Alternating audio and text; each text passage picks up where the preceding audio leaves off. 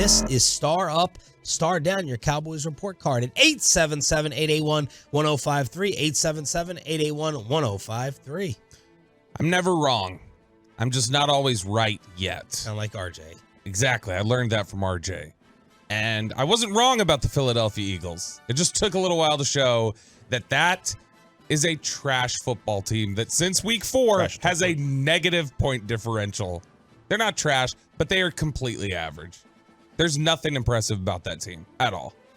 Everybody's caught up to them, and you see it last night in just the way that Dallas. You're like the guy who goes out and beats up on some middle school kids, and you walk around like a badass. You have your Conor McGregor walk, just like the Eagles. And here they are. No, they are actually going up against. You're right. They don't beat up anyone. they don't. Just sneak by against the middle schoolers. It's not totally inaccurate. They do sneak by. I think because you had said they were going to lose 3 of the 4 games in this 4-game stretch. They wound up splitting them.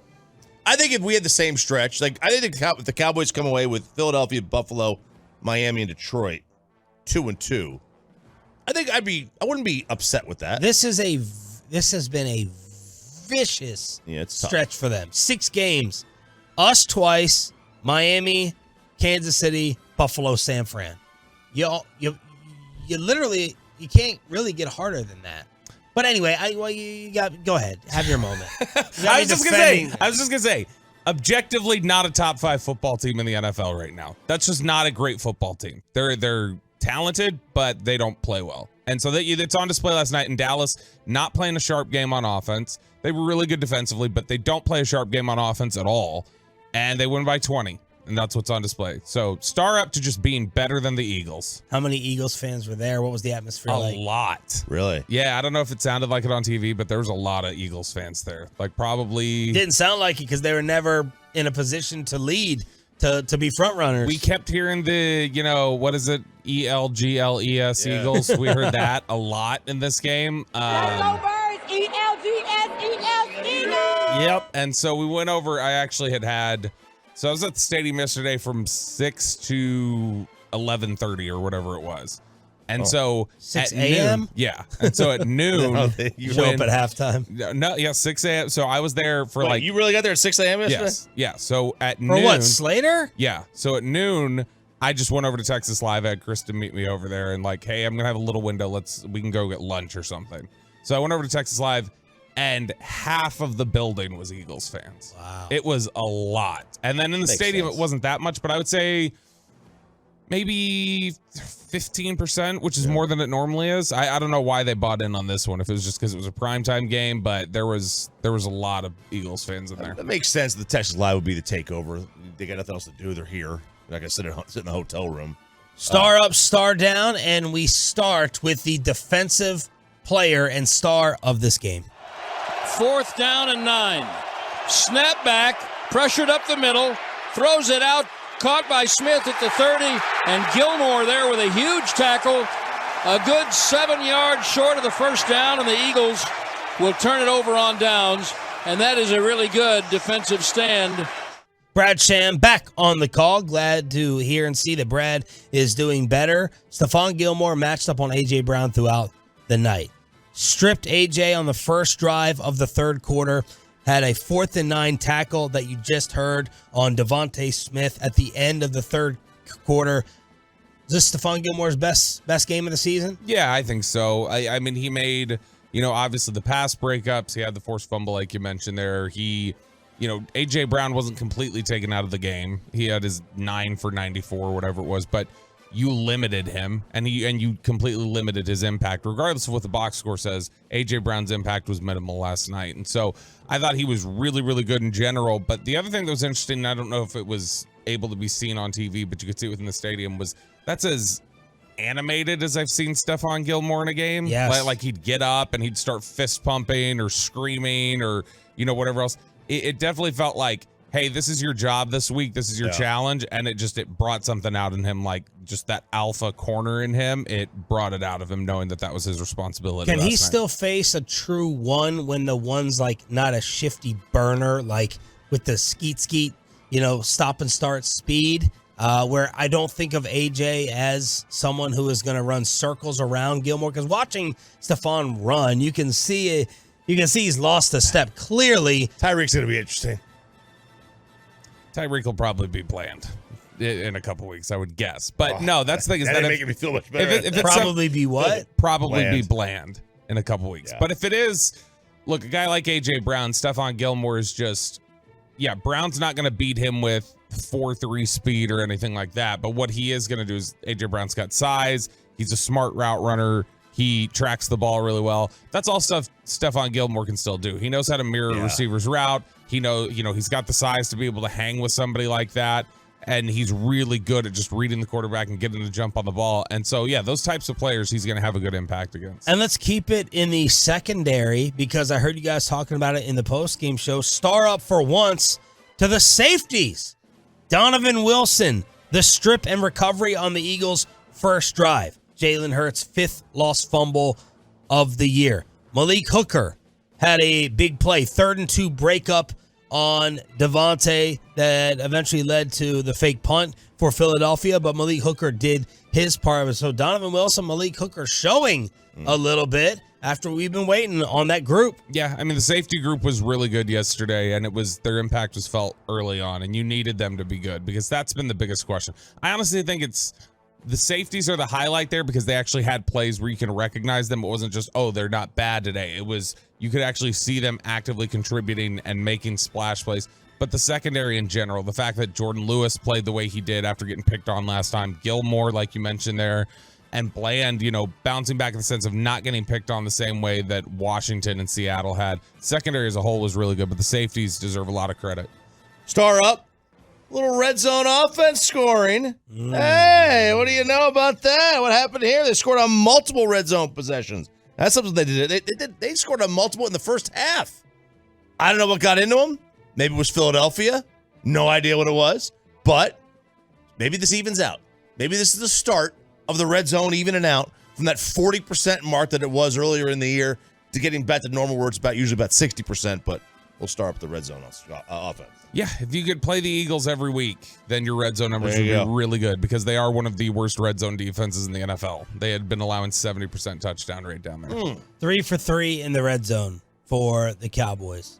3 for 3. 877-881-1053, truckwreck.com, text line. Star up, star down. Star up Jake Ferguson. Ferguson was so good last night, and that's one of these things that we were talking about it last night, is that it's changed to where Ferguson is not just a guy who is, he's good at what he does or whatever. It's like he's on the short list of when you start running down the names of the best players on offense. It doesn't take very long before you get to Ferguson.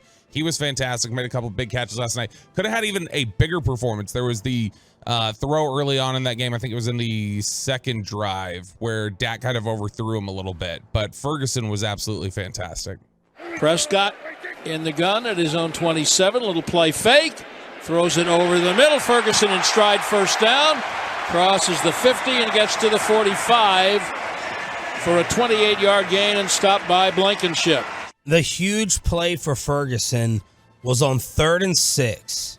And this was after the Eagles' defensive score. So it's like, okay, here they are to try to build a little momentum. Cowboys are just staggering a little bit, little short dump-offs and screens and not running any time off the clock. It's 3rd and 6. Ferguson is covered. Dak throws a perfect ball. It was a tight catch in traffic. It's a cover 0. They brought everyone. You're not going to have anyone back to go ahead and defend. Ferguson for 33 yards on that 3rd and 6. I thought they gave the Cowboys some breathing room. We could all take a big sigh or a middle sigh of relief. He had the hurdle, of course, in the 4th quarter. Man, DallasCowboys.com got a sweet photo of that. And that may play into some headlines at 7:20. Jake Ferguson, yet again, coming up big with the attitude. And that 3rd and 6 play I thought was big. Yeah, it's big. I mean, Ferguson in general was huge in this game. That's what happens when you're dating a Cavender. Everything just gets bigger for you. Maybe we'll say, don't do it. Don't do it. But he's really emerged. Like, he has emerged as a not just like a safety net. Yeah. A lot of the tight ends that Dak's played with have been like safety nets, not because that's what they are. That's what he's made them into. He makes tight ends careers. He's like Romo making LaRon Robinson. He will make a tight end career, but Ferguson's turned into like an actual weapon, like a weapon for him.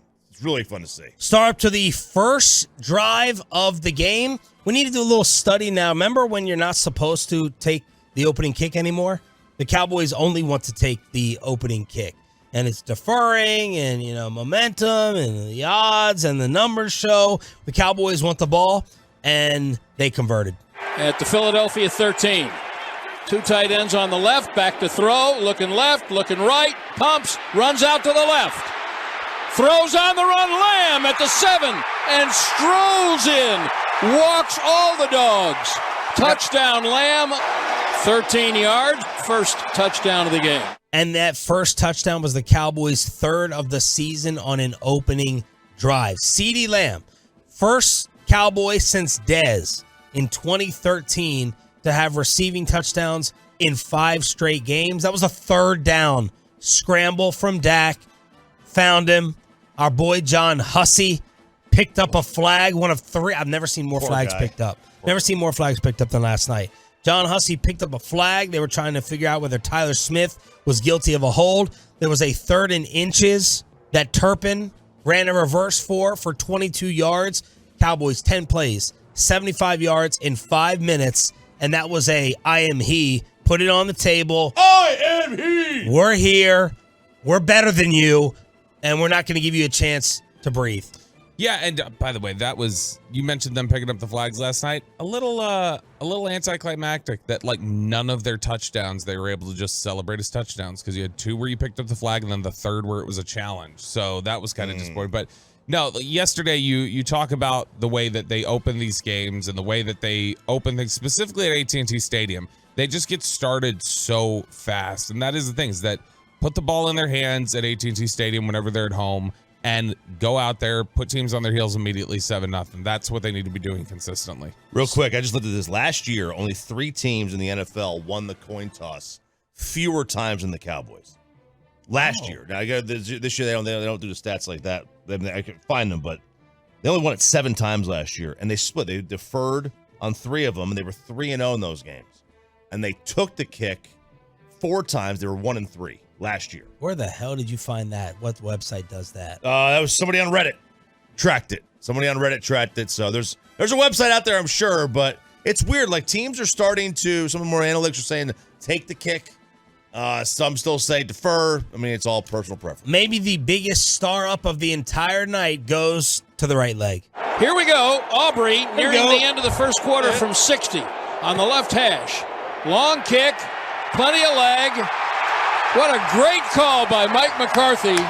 Just as everyone said he should do, he sends in Aubrey for a 60-yard field goal, and Dallas leads 10-0. Mike McCarthy loves very few things more than a bomb field goal from deep. 60 for Aubrey to make it 10-0. He hit a 59-yarder to make it 27-13. The first kicker in history to make 2 kicks of 59 or more in the same game. At one point, the total yardage of Brandon Aubrey's field goals were beating the total yardage for Jalen Hurts, 119-99. Then he added a 45-yarder, and he added a 50-yarder, star up to Brandon Aubrey. Dude, it's great not to worry about a kicker. Wow. It's great when they can just boot it. 30 for 30. And, not the TV. Not the docuseries. Yeah. Coming soon. Go back to camp. I mean, these guys couldn't make anything. Nothing over 35 yards was going in. Maybe it's the air out there, but who knows? That was, we were petrified going into this season. The dude is just automatic. Last 2 years. We were wrong about Maher, and they got it right on this too. And also, star down to Brandon Aubrey and that leg that he has, because what it also leads to is what you see last night, which is McCarthy going, let's throw a 2-yard screen pass, get tackled so we can kick this 59-yarder. I'd like for him not to be so automatic from 60, because it feels like they're willing to just settle. Yep, got to give a star up to Group Project. That's my new nickname for Michael Gallup, because it just sticks his name on the offense's Group Project at the end of every game. But he made a play last night. That was after, there were a couple, bounced off his hands. Can't get separation. You were unfair on that first one. Look, they just, I mean, it's nice that he had a night. He needs to have another night before eventually they kind of reset things at receiver 3. What first one? He texted us and said, just stop throwing the ball to Michael Gallup. And that was the one that was about 48 feet over his head that he jumped up to. No. See, look, your direct TV stream or whatever you have set up, how you can't figure it out and you're 2 minutes behind or whatever. There were like 3 other incompletions. That was like the third incompletion I texted when I said stop throwing it over. Dak was a little hot and a little bit high early yesterday. Had a couple of high throws, putting a little bit too much more on it, but he ended up settling down. And when you look at the numbers for Prescott, ends up with 2 touchdowns, 271, and the QBR was a 67.6. Here's Dak on his performance against Filthy. Solid enough to get the win. I told you before, I'm my biggest critic. I don't think I played, obviously not my best game. I'm a completions guy. I want to get completions. I want to get it rolling. There was a streak there that was, I don't know, it felt like 7 to 10 or so, that a few incompletions in a row. But then we got it going. We got it back going, got it back on track. Great 2-minute drive, different things, but at the end of the day, defense played their asses off. Kicker was great. Aubrey was great. Yeah, so obviously did enough to win, but I always want to be better. Good. I'm glad he's seen it that way, that the offense, especially in the second half, it was like, Do we think that the defense was what would you grade the defense last night? I know you just look at the score. Yeah. 13 points. How would you grade it? How you feeling about opportunistic? Look, Philadelphia averaged a yard more per play. That's generally not a good sign that you would go with. But that's what happens when you get 3 turnovers. They're going to get, you're going to get more possessions, more plays. The Cowboys ran more plays. But even like at halftime, it was 24-6, and Philadelphia was averaging, almost a full yard more per play. That's a little bit, scary because you don't want to see that. That's going to happen if that happens again. Generally, it's a bad thing. They weren't dominant on defense, but it's really hard to come out of a game and say it should be anything other than less than a B+ when you say you didn't give up a touchdown. Like you went 4 quarters and you didn't give up a touchdown. You were opportunistic. You were punching the ball out, and that may feel a little fluky, but they were making plays. And the fact that they allowed just 6 points, the defense themselves, it's hard to say anything less than that. If these two teams played again tomorrow on a neutral field, how many points would you have Philly scoring? Think about that just for a second as Mike McCarthy talked about his defensive unit. Well, it's points. They do a nice job of, playing to the sticks. Jalen's such a threat, and obviously with the offensive line in the way you have to defend them. So, the win the down and distance battle is a challenge, and obviously the takeaways is something we take a lot of pride in, and the 4th down stop was probably the biggest one of the game, but especially momentum wise, because you can feel it on the field that that was a huge momentum swing in the game. So but yeah, I thought our defense was lights out tonight. I think it's like anything, and you clean up your last game, you're able to learn from it, but you could feel it when they came back from the Thursday night game in Seattle. You could feel it in the coaches on Monday, and then obviously carried through this week. So, there was no surprise they were going to play well tonight. I want to give them some credit for tackling. There were some one-on-one situations where if Philly broke the tackle, it was not going to be good. And Stefon Gilmore is what he's referring to with the tackle on Devontae Smith, 4th and 9, end of the third quarter. But how many points? How many points would you give the Eagles in a third and possible rematch? 24. 24. That's what I was thinking. That's the number I was coming to, because they scored 28 at the link, and that was with playing pretty perfect on executing 3rd and 4th downs, probably roughly 24. Okay, I just wanted to see if you guys were going to take it to like a shutdown discussion of they're not scoring over 20, 16. I wanted to see if you're going to overreact or not. But you didn't take the bait. Good on you. All right, the rest of my star ups, star downs. 877-881-1053, brought to you by the Big Green Egg. Dak. What do we call the Dak sneak? What do we call that? It was some people called it the Dak attack. No. That wasn't the fun one. That wasn't the fun one. I can't remember what there were 4 fun ones. They're much more creative than me. Cowboys 2 for 2 with Dak sneaking. That's what I was thinking when they were on the goal line. I'm like, 4th down here, just go ahead, sneak it. Just sneak it right against them. And the Rico touchdown got reversed. Thank goodness. I was like, there's no way overhead wise that ball did not get in. I was upset. I needed Brandon Cooks to get in on that play, that previous play, for fantasy purposes only, of course. CeeDee Lamb had 27 yards on a 3rd and long. There was a 3rd and 17 that they converted because of a flag on Darius Slay versus Michael Gallup. I thought the run game looked good with Tony Pollard. I gave Tony Pollard a half star up. The run blocking, I want to give them props to that as well.